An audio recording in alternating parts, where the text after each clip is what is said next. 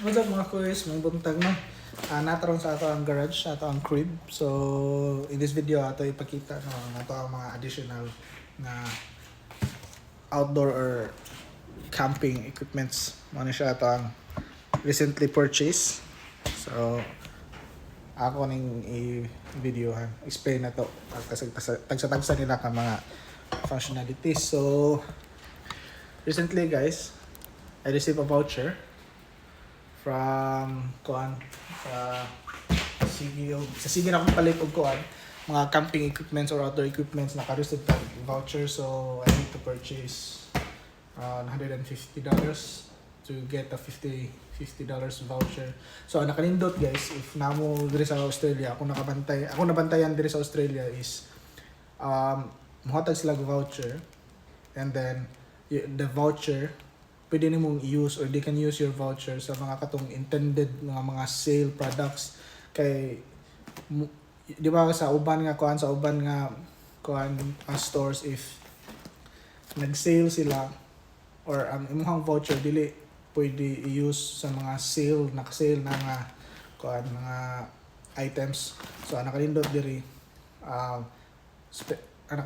is ang akong voucher akong gamiton sa mga sale products. So ang mga naka-sale na mas maubos pa jud ang price.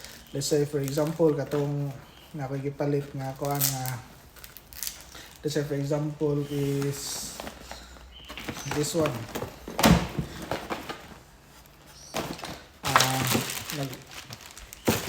For example kay kini lang, example kini siya. This is King's mat. King's mat niya siya.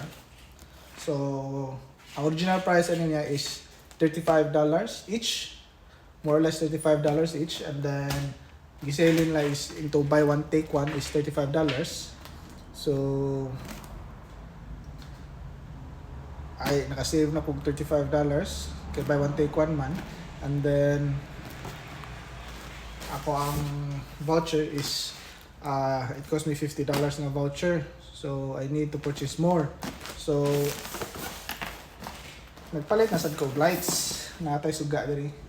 Ang kinasang lights pod is combo niya is kuan mo na siya, nahog na siya buy one take one. So ang original price niya is around 150 or 170, apil ni siya total 170.